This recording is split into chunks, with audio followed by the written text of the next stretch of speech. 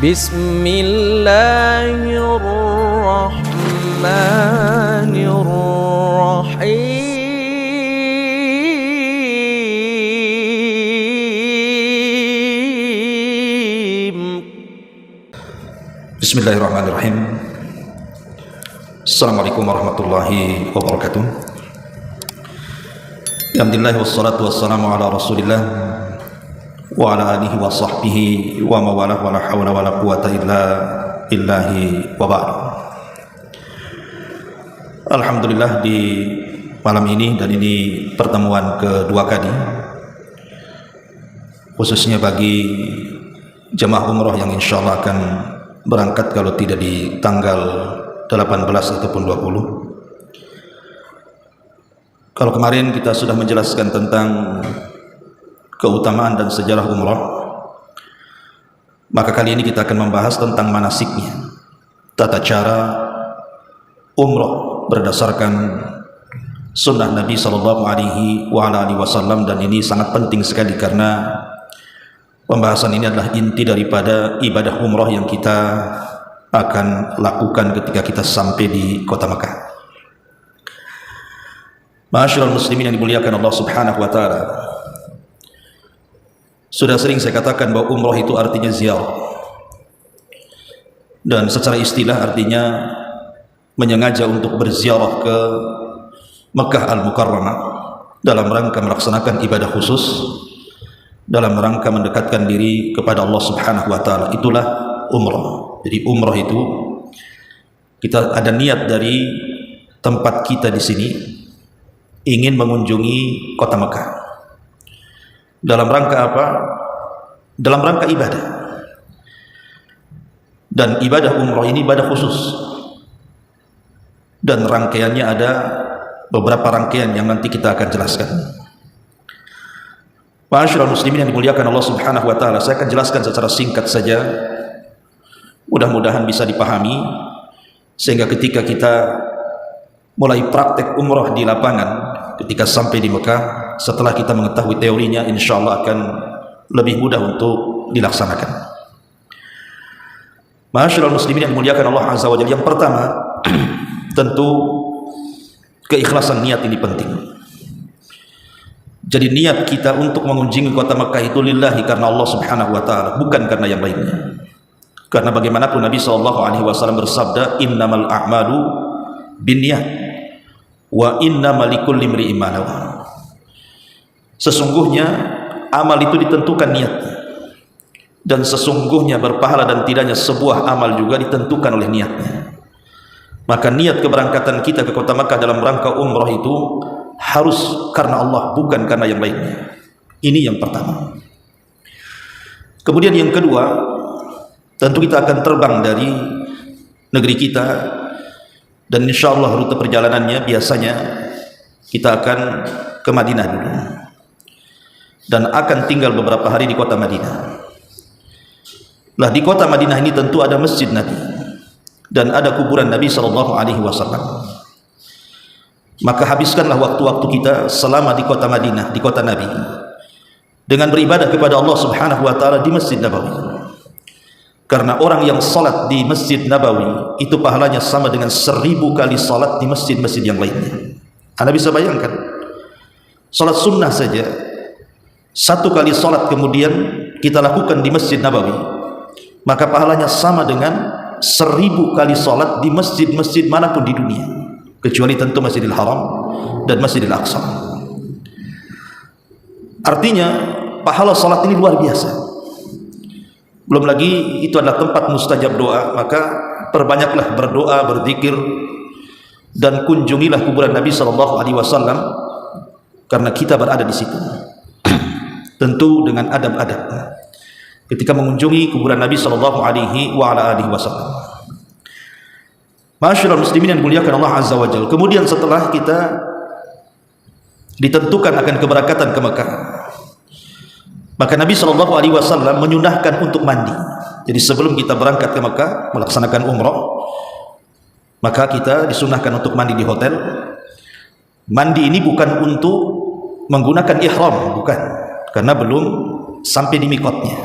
Jadi hanya mandi saja, mandi bersih. Jadi yang kukunya panjang dipotong, ataupun membersihkan bulu-bulu ketiak, pokoknya mandi bersih. Kemudian setelah mandi bersih di hotel atau di rumah, mungkin ya kalau memang singgah di rumah siapa di sana, baru kemudian kita bertolak ke mikot. Lah mikot inilah tempat kita menggunakan kain ihram. Karena kita dari Madinah, berarti mikot kita itu di Bir Ali atau Dzulhulaifah. Di situ ada masjid.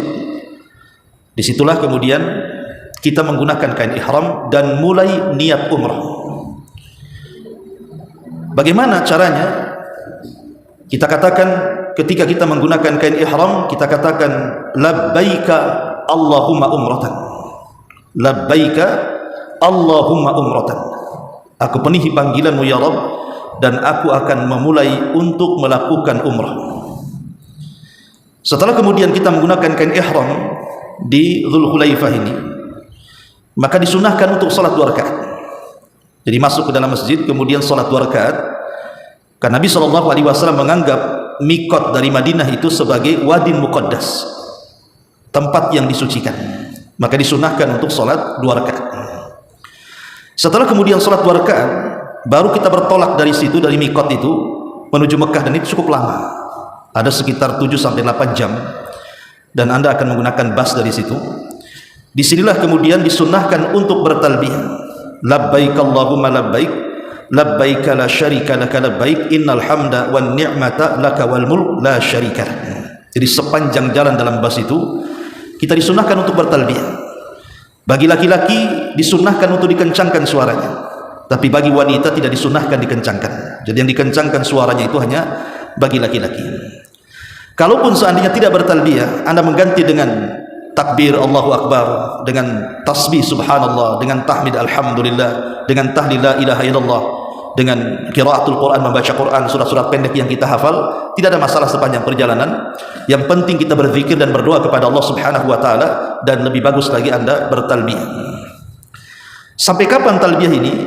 Nanti sebagian para ulama mengatakan apabila masuk Makkah. Jadi kalau sudah masuk kota Makkah, maka di sini berhenti talbiyah. Ada juga ulama yang mengatakan bahwa talbiyah ini berhenti ketika masuk Masjidil Haram. Jadi kalau sudah melihat Ka'bah masuk ke Masjidil Haram, berarti sudah tidak talbiyah lagi.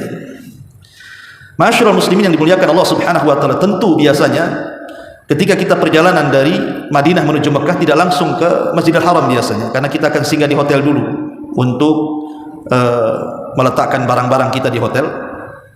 Lah sesampainya kita di hotel, atau mungkin di rumah kawan atau siapa yang mungkin tinggal di Mekah, maka disunahkan mandi lagi. Jadi ini mandi dalam rangka masuk Masjidil Haram, sunnah hukumnya. Tapi tentu setelah mandi kita tidak boleh menggunakan pakaian selain ihram, tidak boleh mengganti. Kalaupun harus mengganti dengan ihram lagi, jadi boleh kita mengganti ihram dengan ihram lagi, dengan pakaian ihram lagi. Dan ini catatan bagi laki-laki. Tapi bagi perempuan maka tidak ada masalah. Jadi bagi perempuan bisa ganti dengan pakaian yang lain, karena perempuan kan tidak menggunakan kain ihram, dia menggunakan pakaian biasa, yang penting sesuai dengan pakaian syar'i. Jadi bisa menggunakan mandi untuk apa? Supaya kita segar, karena perjalanan kan kita jauh dari Madinah menuju Mekah ini cukup lama sehingga lelah, dan kita perlu beristirahat dengan cara menyegarkan badan mandi. Dan boleh menggunakan sabun, insyaallah tidak ada masalah, tapi jangan menggunakan wewangian, karena di antara larangan-larangan ihram itu adalah menggunakan wewangian, dan itu berdasarkan nas dari Nabi SAW. Nanti di akhir pembahasan kita akan menjelaskan tentang larangan-larangan ihram. Kemudian setelah kita mandi segar, kemudian badan sudah segar, sudah istirahat, maka barulah kita dari hotel atau dari rumah bertolak menuju Masjid Al-Haram. Dan ini masih bertalbiyah. Bagi yang berpendapat bahwa berhentinya talbiyah itu ketika masuk Masjid Al-Haram. Ma'asyiral muslimin yang dimuliakan Allah Azza wa Jalla, tentu setelah kita masuk ke Masjidil Haram, di situ juga ada adab. Adab yang berlaku kepada semua masjid, bukan Masjidil Haram saja, terutama Masjidil Haram. Apa? Berdoa sebelum masuk masjid. Bismillahi wassalatu wassalamu ala Rasulillah. A'udzu billahil azim wa biwajhihil karim wa sultanihil qadim minasyaitonir rajim. Allahumma iftahli abwaaba rahmatik. Jadi kita berdoa seperti itu. Bismillahi wassalatu wassalamu ala Rasulillah. A'udzu billahil azim wa biwajhihil karim wa sultanihil qadim minasyaitonir rajim. Allahumma aftahli abwaaba rahmatik. Atau cukup bismillahi wassalatu wassalamu ala Rasulillah. Allahumma aftahli abwaaba rahmatik. Baru kemudian masuk dengan mendahulukan kaki kanan. Jadi kaki kanan dulu kita langkahkan dan masuk ke Masjidil Haram. Dan ingat, setelah masuk ke Masjidil Haram langsung menuju Ka'bah, tepatnya menuju Hajar Aswad. Ma'asyiral muslimin yang dimuliakan Allah Azza wa Jalla, ini langkah kedua. Jadi langkah pertama menggunakan kain ihram di miqat di Dzulhulaifah di Madinah. Setelah masuk ke Mekah, baru langkah kedua adalah menuju tawaf. Lah ketika kita menuju tawaf, maka yang pertama kali yang kita tuju adalah Hajar Aswad dulu. Jadi sebelum rukun yang lainnya adalah kita pastikan kita berhadapan dengan Hajar Aswad. Dan ketika tawaf kita tahu bahwa Ka'bah itu sebelah kiri kita. Jadi Ka'bah itu sebelah kiri kita. Kalau Allah Subhanahu wa taala takdirkan kita tidak masuk dari pintu yang bertepatan dengan Hajar Aswad, maka kita boleh masuk duluan, kemudian ikut bersama orang tawaf dulu sampai bertepatan dengan Hajar Aswad, baru kita berhenti. Kalau Allah Subhanahu wa taala takdirkan kita bisa mencium, dan rasa-rasanya mustahil karena ramai gitu ya. Kalau seandainya Allah takdirkan kita bisa mencium, alhamdulillah kita cium. Tapi kalau tidak bisa, cukup kemudian mengusapnya. Tapi mungkin kedua perkara ini sangat sulit kalau seandainya dalam kondisi ramai ketika tawaf.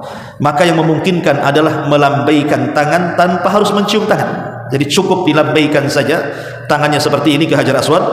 Kemudian kita membaca Bismillah cukup, ataupun kita tambah dengan takbir Bismillahi Allahu Akbar.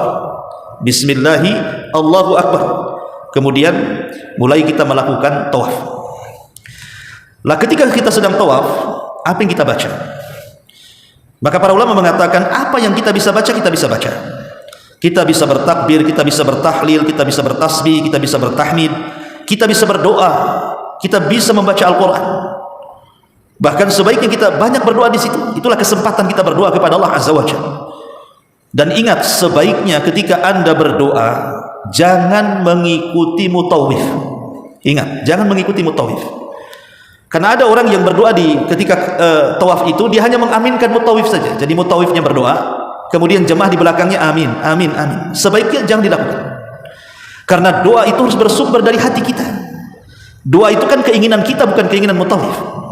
Kita hendak berdoa apa? Entah mendoakan kebaikan keluarga kita, mendoakan orang tua kita yang sudah meninggal supaya masuk surga, mendoakan kerabat-kerabat kita, mendoakan orang-orang yang beriman dimanapun mereka berada, atau mendoakan kita sendiri supaya kita istiqamah, meminta kebaikan kepada Allah Azza wa Jalla. Jadi doa itu sesuai dengan selera kita, dengan keikhlasan kita kepada Allah Subhanahu wa taala. Tidak perlu mengikuti doanya mutawif yang membimbing, karena bagaimanapun yang tahu keinginan kita adalah kita dengan Allah Subhanahu wa taala.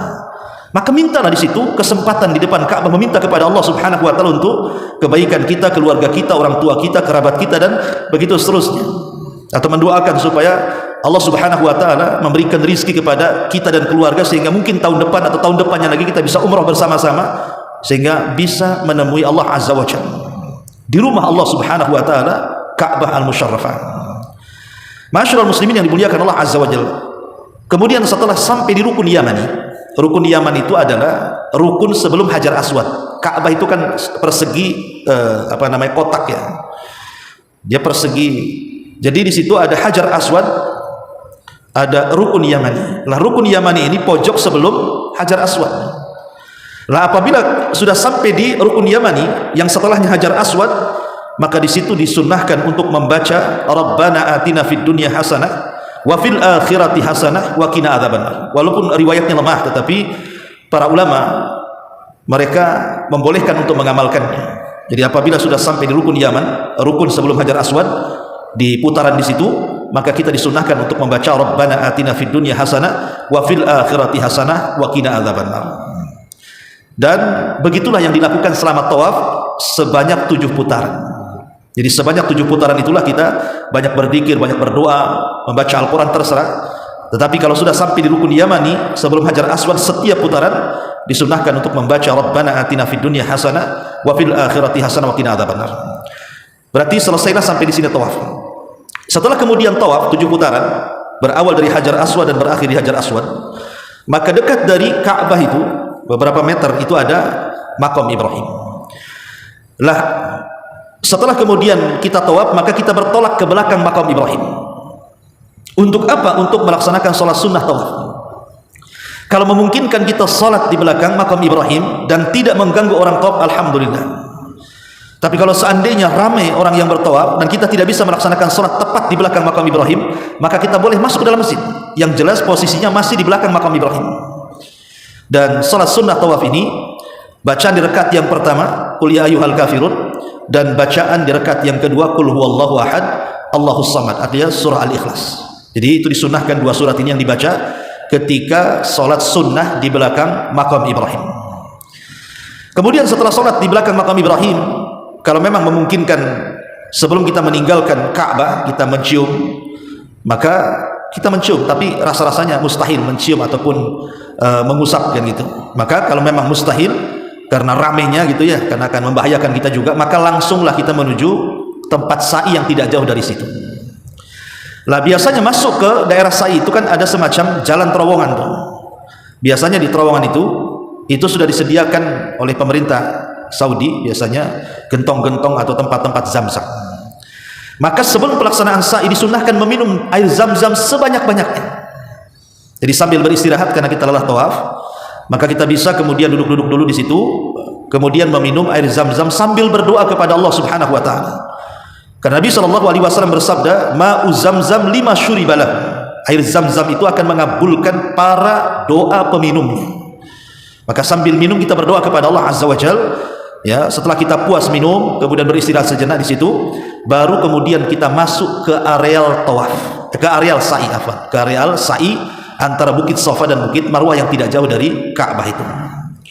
Masyaallah muslimin yang dimuliakan Allah Azza wa Jalla. Setelah kemudian kita masuk ke areal sa'i, biasanya masuk di tengah-tengah tuh. Maka ikutilah arus orang yang sedang sa'i.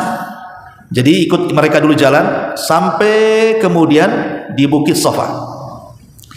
Ketika sampai di Bukit Safa, maka kita disunnahkan untuk membaca Al-Quran, membaca ayat Al-Quran, inna safa wal marwata min syairillah faman hajjal baita aw i'tamara inna safa wal marwata min syairillah. Sesungguhnya Safa dan Marwah itu bagian daripada syiar-syiar Allah Subhanahu wa taala. Maka di sini kata Nabi SAW kita mengucapkan abda'u bima bada Allah. Aku memulai dengan apa yang Allah mulaikan. Karena Allah Quran menyebutnya Safa dulu, berarti kita dari Safa dulu. Allah mengatakan inna safa wal marwata min syairillah. Kemudian kita katakan abda'u bima bada Allah. Saya memulai dengan apa yang Allah mulai, maksudnya dari Safa. Setelah kemudian kita berada di Bukit Safa, maka arahkan pandangan kita menuju Ka'bah yang tidak jauh dari situ.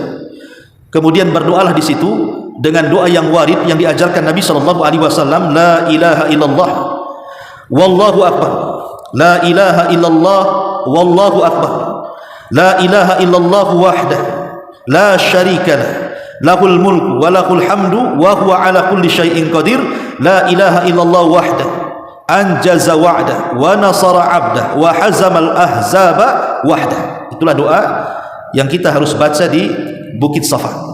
Berapa kali doa ini dibaca? 3 kali. Saya ulang, la ilaha illallah wallahu akbar, la ilaha illallah wahdahu la syarikalah, lahul mulku wa lahul hamdu wa huwa ala kulli syai'in qadir, la ilaha illallah wahdahu anjaza wa'dah wa nasara 'abdah wa hazamal ahzaba wahdah. Setelah kita baca 3 kali, baru kemudian kita mulai melakukan sa'i. Jadi sa'i itu dimulai dari Bukit Safa. Dan ini poin yang ketiga. Setelah kita ihram, kemudian tawaf, masuk ke sa'i. Lah biasanya ketika sa'i, ketika kita mulai sa'i ini dari Safa nih, kita mulai berjalan menuju Bukit Marwah, itu di tengah-tengah itu, di situ ada lampu hijau. Jadi tengah-tengah itu ada lampu hijau. Lah lampu hijau ini adalah setat kita untuk lari-lari kecil. Jadi bagi laki-laki, dan tidak disunahkan bagi perempuan, ini khusus laki-laki, itu lari-lari kecil dari lampu hijau pertama ke lampu hijau kedua. Kemudian setelah sampai di lampu hijau kedua, maka berjalan seperti biasa. Berjalan seperti biasa sampai ke Bukit Marwah, sampai ke Marwah ya. Kemudian setelah di Marwah, maka kita berhenti sejenak di Marwah. kemudian kita arahkan pandangan kita ke Ka'bah, kemudian kita berdoa lagi dengan doa yang tadi dibaca di Bukit Safa. La ilaha illallah wallahu akbar, la ilaha illallah wahdahu la syarika lah, lahul mulku wa lahul hamdu wa huwa ala kulli syai'in qadir, la ilaha illallah wahdahu anjaza wa'dah wa nasara 'abda wa hazamal ahzaba wahdah. 3 kali juga. Baru kemudian turun dari Marwah menuju Safa lagi, kemudian ketemu dengan lampu hijau pertama, disuruh lari-lari lagi bagi laki-laki, kemudian sampai ke lampu hijau kedua, baru kemudian berjalan biasa sampai ke Safa. Kemudian di Bukit Safa lakukan hal yang sama, berdoa lagi. Doa yang tadi saya baca sebanyak 3 kali, kemudian bertolak lagi ke Marwah, kemudian lari-lari kecil di antara 2 lampu hijau, kemudian berjalan dengan jalan yang biasa sampai ke Marwah, kemudian berdoa lagi, dan begitu seterusnya sampai akhirnya 7 kali putaran, berawal dari Safa, kemudian Marwah 1 putaran, kemudian dari Marwah ke Safa 2 putaran, kemudian dari Safa ke Marwah 3 putaran, dan begitu seterusnya sampai 7 putaran. Dari sini selesailah ibadah sa'i. Baru setelah itu keluar dari sa'i menuju tempat cukur rambut, dan di sana sudah banyak disediakan tempat cukur rambut. Bagi laki-laki boleh 2 perkara, boleh dipendekkan rambutnya, boleh juga dicukur habis, digundul bahasa kitanya. Dan Nabi SAW mendoakan 3 kali kepada yang digundul, dan Rasul mendoakan 1 kali kepada yang memendekkan. Artinya digundul lebih baik dibandingkan yang hanya sekedar dipendekkan saja. Nah, setelah kemudian bagi perempuan maka cukup beberapa ruas jari saja, digunting di hotel gitu ya, karena memang tidak ada tempat. Jadi mungkin bagi akhwat sudah disediain gunting itu di hotel, masing-masing saling mencukur, hanya beberapa ruas jari saja sebagai syarat bahwa kita sudah mencukur rambut. Dari sinilah berakhirlah umrah. Jadi umrah itu hanya sampai di sini, mulai dari ihram, kemudian tawaf, kemudian sa'i, kemudian mencukur rambut. Sebenarnya yang lama itu perjalanan dari ihram ke Mekah saja. Kalau sudah sampai di Mekah, tawaf, sa'i, dan mencukur rambut ini tidak sampai 2 jam, selesai. Ya, ma'asyiral muslimin yang dimuliakan Allah Azza wa Jalla, sebagai catatan, sebagai tambahan keterangan, pertama berkenaan dengan kain ihram. Saat kita sedang tawaf, maka disunnahkan kain ihram itu diselendangkan. Jadi kain ihram itu diselendangkan sehingga bahu sebelah kanan harus ditampakkan, kemudian diselendangkan menutup bahu sebelah kiri. Jadi bahu sebelah kanan tampak, bahu sebelah kiri ditutup. Ya, apa alasannya? Di zaman Nabi SAW, kenapa Nabi SAW menampakkan bahu sebelah kanan? Kemudian disunnahkan dalam putaran pertama, kedua, dan ketiga ketika tawaf itu lari-lari kecil. Jadi ingat, tawaf itu kan 7 putaran, maka yang 3 putaran pertama disunnahkan lari-lari kecil bagi laki-laki, bagi perempuan tidak. Karena dahulu ada sejarah di mana orang-orang musyrik Arab itu, mereka menuduh para sahabat Nabi SAW yang hijrah dari Mekah ke Madinah, mereka terkena humma Yathrib, wabah yang ada di kota Madinah, wabah Yathrib, sehingga mereka mengklaim bahwa mereka lemah. Maka Nabi SAW ketika umrah qadha, karena Rasul itu umrah 4 kali, pertama umrah Hudaybiyah dan tidak jadi umrah karena terhalang orang-orang musyrik, kemudian tahun depannya di tahun ke-7-nya karena umrah Hudaybiyah ini tahun ke-6 Hijriah, kemudian tidak jadi karena dihadang, kemudian melakukan umrah qadha di tahun 7 Hijriahnya, kemudian di tahun 8 Hijriahnya namanya umrah Ji'rana, kemudian terakhir umrah di Hajjatul Wada. Jadi ketika umrah qadha, Nabi SAW ingin mengenalkan kepada orang-orang musyrik Arab ketika itu bahwa mereka tidak lemah, sehingga mereka ingin menampakkan otot-otot mereka. Dan kita tahu kalau menampakkan otot kan biasanya di bahu sini, orang seperti ini. Jadi biar kelihatan otot mereka besar, makanya kemudian diselendangkan ke sebelah kiri, sebelah kanan itu dibuka, biar mereka tahu bahwa para sahabat itu punya otot. Kemudian lari-lari kecil, ya biasalah tentara itu kalau mereka sedang upacara, lari-lari kecil kan menunjukkan idharul quwah namanya, menunjukkan kekuatan. Makanya kenapa disunnahkan lari-lari kecil, itu disebut dengan romal, ya. Nah, di zaman Umar bin Khattab radhiyallahu anhu kan alasan ini sudah tidak ada lagi, karena Mekah sudah jadi negara Islam, mau menampakkan kekuatan kepada orang kafir, gak ada orang kafir di situ. Jadi Umar bin Khattab radhiyallahu anhu ditanya, buat apa lagi kalau memang alasan itu sudah tidak ada lagi, kenapa masih membuka bahu sebelah kanan ketika umrah? Malana wali ramli, kata para sahabat, untuk apa lagi kita ramal, lari-lari kecil sambil menampakkan bahu ketika tawaf, padahal sudah tidak ada orang musyrik di Mekah.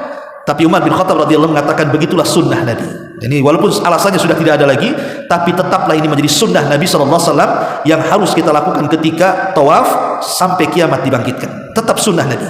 Tetap kita harus menampakkan bahu sebelah kanan, dan di putaran pertama, kedua dan kita disunahkan untuk lari-lari kecil, baru putaran keempat dan seterusnya ya biasa saja. Ya. Baru kemudian yang berkenaan dengan kain ihram juga, setelah tawaf maka kita harus mengembalikan kain ihram menutup bahu kita. Kenapa? Karena kita akan sholat di belakang makam Ibrahim. Ingat, ketika sholat jangan sampai bahu kita tampak, karena tidak sah. Ya, sholat itu tidak sah kalau bahunya tampak. Karena saya melihat mungkin sebagian orang awam ketika sholat mereka masih menyelendangkan kain ihram di sebelah kiri dan menampakkan bahu sebelah kanan. Itu hanya dilakukan ketika tawaf saja. Ketika sholat maka tidak boleh, baik sholat tawaf atau sholat apapun, baik di Masjidil Haram atau di masjid manapun, sholat itu tidak boleh menampakkan bahu. Nabi SAW melarang, tidak boleh sholat itu menampakkan bahu. Makanya kain ihramnya dikembalikan menutup bahunya, baru kita sholat dengan tertutup kedua bahunya. Ini yang berkaitan dengan kain ihram. Dan yang ketiga, kain ihram ini baru boleh dilepas setelah cukur rambut. Jadi kain ihram ini boleh dilepas setelah cukur rambut, berarti sudah selesai umroh, sudah boleh menggunakan pakaian biasa. Adapun tentang larangan-larangan ihram, maksudnya larangan-larangan selama kita menggunakan kain ihram, mulai dari miqat di Dzulhulaifah Madinah sampai selesai umroh. Itu kan kita pakai kain ihram, baik laki-laki ataupun perempuan, tapi perempuan kan pakai pakaian biasa. Tapi kalau laki-laki kan kain ihram, tapi sama saja mereka dalam kondisi ihram. Di situ ada larangan-larangan yang harus diperhatikan, dan itu secara singkat saya akan sebutkan 3. Pertama, larangan bagi laki-laki. Yang kedua, larangan bagi perempuan. Yang ketiga, larangan bagi dua-duanya. Yang pertama, larangan bagi laki-laki ketika kita sedang menggunakan kain ihram. 1, tidak boleh menggunakan pakaian yang berjahit. Tidak boleh. Tidak boleh menggunakan pakaian berjahit. Jadi murni yang ada di badan kita ini hanya kain ihram saja. Tidak boleh menggunakan celana, menggunakan lepis, menggunakan pakaian dalam, tidak boleh. Menggunakan kaos kaki tidak boleh. Jadi bagi laki-laki tidak ada yang berjahit di badan dia kecuali kain ihram saja. Jadi tidak, bagaimana dengan celana dalam? Walaupun celana dalam, tidak boleh menggunakan celana dalam. Memang murni telanjang bulat, hanya ditutup dengan kain ihram saja. Ini larangan pertama bagi laki-laki, tidak boleh berpakaian yang sifatnya berjahit. Adapun perempuan bebas, tidak ada masalah. Larangan berpakaian berjahit ini khusus laki-laki. Kemudian yang kedua, tidak boleh menutup kepala. Bagi laki-laki tidak boleh menutup kepala. Umpamanya kain ihramnya diletakkan di atas kepala, tidak boleh. Ya, jadi tidak boleh menutup kepala. Tetapi kalau perempuan tidak ada masalah. Jadi dua larangan ini juga untuk laki-laki. Kemudian yang ketiga, tidak boleh menutup kaki. Laki-laki tidak boleh menggunakan kaos kaki. Tapi kalau perempuan boleh. Berarti ada 3 larangan khusus bagi laki-laki. Saya ulang, pertama tidak boleh menggunakan pakaian berjahit. Yang kedua tidak boleh menutup kepala, dan yang ketiga tidak boleh menggunakan kaos kaki. 3-tiganya dilarang bagi laki-laki dan boleh bagi perempuan. Ini yang pertama. Yang kedua, bagi perempuan tidak boleh menutup wajah. Ingat, bagi perempuan tidak boleh menutup wajah. Tapi bagi laki-laki boleh menutup wajah. Laki-laki itu yang dilarang menutup kepala. Umpamanya dia menutup wajahnya dengan kain ihramnya seperti ini, tidak ada masalah. Berdasarkan hadis orang yang jatuh dari untanya. Tapi tidak boleh menutup kepala. Kalau perempuan boleh. Tapi kalau perempuan tidak boleh menutup wajah. Tidak boleh menggunakan cadar. Saat Anda menggunakan ihram, maka sedang niat ihram, maka perempuan tidak boleh menutup wajah.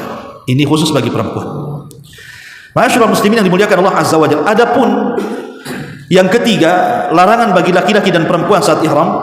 Pertama, tidak boleh menggunakan kaos tangan, baik laki-laki ataupun perempuan. Dua-duanya tidak boleh. Yang kedua, tidak boleh melakukan hubungan suami istri ataupun muqaddimahnya.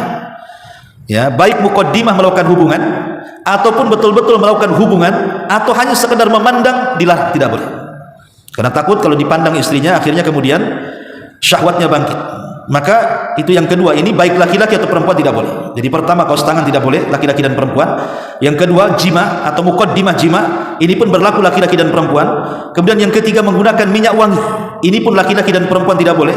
Kemudian juga yang kelima, mencukur rambut, mencukur bulu ketiak, mencukur bulu kemaluan, ya, apalagi sampai mencukur janggut, ya, naudzubillah. Ya, jadi tidak boleh, ya, baik laki-laki ataupun perempuan. Kemudian yang keenam, memotong kuku, baik laki-laki atau perempuan tidak boleh. Ya, yang keenam. Kemudian yang nomor 7, berburu. Umpamanya ada hewan-hewan baik laut ataupun darat, ataupun mengusir buruan, memang dia tidak berburu tapi mengusir atau mengisyaratkan, ngasih tahu orang, maka semuanya dilarang, baik laki-laki ataupun perempuan, termasuk yang terakhir akad ataupun khitbah nikah. Melakukan akad ataupun khitbah nikah saat ihram dilarang, tidak boleh. Inilah diantara larangan-larangan ihram saat kita umrah. Ma'asyiral muslimin yang dimuliakan Allah Subhanahu wa taala. Jadi secara singkat saya ulang, pertama apabila kita sampai di kota Madinah, kemudian kita masuk ke mikot di Dzulhulaifah. Di situ ya kita mandi, kalau memang sebelumnya sudah mandi di hotel lebih baik lagi, sehingga ketika sampai di mikot tinggal menggunakan kain ihram, kemudian niat umrah, labbaik Allahumma umrah, kemudian salat 2 rakaat. Kemudian setelah itu bertolak ke Mekah, bertalbiyah, labbaik Allahumma labbaik la syarika laka labbaik innal hamda wan ni'mata laka wal mulk la syarika lak, sampai di kota Mekah. Kemudian sampai di kota Mekah mandi lagi di hotel, namanya mandi untuk masuk Masjidil Haram. Kemudian dalam tetap menggunakan pakaian ihram dan dalam kondisi berihram, kemudian masuk ke Masjidil Haram, kemudian masuklah dengan adab, membaca doa masuk masjid, bismillahi wassalatu wassalamu ala rasulillah, Allahumma aftah li abwaab rahmatik, ya, atau doa yang masyhur, doa masuk masjid. Kemudian dengan kaki kanan pertama kali tujulah Hajar Aswad. Dari sinilah dimulai start tawaf. Kemudian dari Hajar Aswad kalau bisa mencium alhamdulillah, kalau bisa mengusap alhamdulillah, kalau tidak bisa cukup melambaikan tangan dengan menyebut bismillah atau bismillahi, Allahu akbar, kemudian mulai tawaf. Ketika tawaf kita bisa berdoa, berzikir, berdoa macam-macam sampai rukun Yamani, ke Hajar Aswad berdoa Rabbana atina fid dunya hasanah wa fil akhirati hasanah wa qina adzabannar, kemudian sampai di Hajar Aswad dan begitu terus sampai 7 putaran. Setelah itu kemudian ke belakang makam Ibrahim, kemudian salat 2 rakaat. Rakaat pertama membaca qul ya ayyuhal kafirun, rakaat kedua membaca qul huwallah. Kemudian setelah salat menuju tempat sa'i. Di perjalanan sa'i kita disunahkan untuk sebelum masuk ke tempat sa'i disunahkan meminum air Zam-Zam, di situ berdoa. Kemudian masuk ke area sa'i dimulai dari Bukit Safa. Disitulah kita membaca innas safa wal marwata min syairillah abda'u bima bada Allah. Kemudian berdoa yang diajarkan yang tadi saya sebutkan di awal sebanyak 3 kali. Kemudian bertolak dari Safa menuju Marwah. Di situ ada lampu hijau.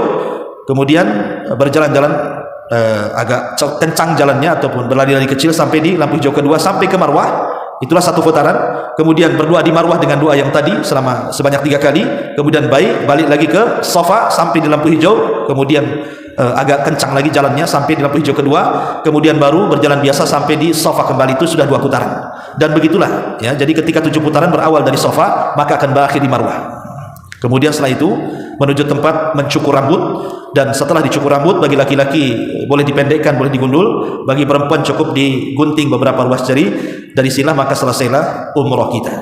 Dan sebagai nasihat terakhir, karena kita akan melakukan safar yang jauh, namanya umrah itu juga perjalanan yang cukup jauh, dan hukum yang kuat umrah itu wajib sama dengan haji. Walaupun ada sebagian para ulama seperti Malikiyah dan Hanafiyah mengatakan sunnah, tapi Syafi'i dan Hambali mengatakan wajib. Jadi kita akan melaksanakan umrah wajib bagi yang pertama, bagi yang kedua kali umrah berarti sunnah hukumnya. Yang saya nasihatkan bagi yang pertama umrah wajib, maka sebelum kita keluar dari rumah kita, berdoalah kepada Allah Subhanahu wa taala dengan doa yang masyhur, doa keluar rumah. Bismillahi tawakkaltu ala Allah, la haula wala quwata illa billah. Kemudian berwasiat dengan wasiat yang baik kepada keluarga, karena kita tidak tahu apakah kita akan selamat pulang atau tidak, karena perjalanan kan cukup jauh ya. Berwasiat dengan wasiat yang baik, wasiat ketakwaan kepada keluarga, seperti menjaga salat, mendoakan dan begitu seterusnya. Kemudian disunnahkan untuk salat safar 2 rakaat, kemudian bertolak ya. Ada yang mengatakan di masjid salat 2 rakaat, kemudian baru berangkat menuju bandara. Nah, selama perjalanan, karena kan kita tidak mungkin bersendirian. Umrah itu biasanya kalau menggunakan travel kan rame-rame, 1 bus itu 40 orang lebih. Kita harus paham makna safar. Safar itu dikatakan safar artinya yusfiru tabi'atar rajul, menampakkan tabiat sesungguhnya seseorang. Itu disebut safar. Kenapa safar disebut safar? Karena tabiat kita akan tampak selama perjalanan. Yang tadinya mungkin di lingkungannya baik, tampak pula tidak baik ketika safar. Yang tadinya di lingkungannya dermawan, tampak pula bakhilnya ketika safar. Ketika di lingkungannya suka membantu, tampak pula dia susah membantu ketika safar. Maka tampakkan tabiat-tabiat baik, saling membantu sesama, saling menasehati ya. Karena bagaimanapun di situ akan tampak tabiat-tabiat kita. Jangan sampai Allah bongkar aib kita ketika safar dengan menampakkan tabiat kita di situ.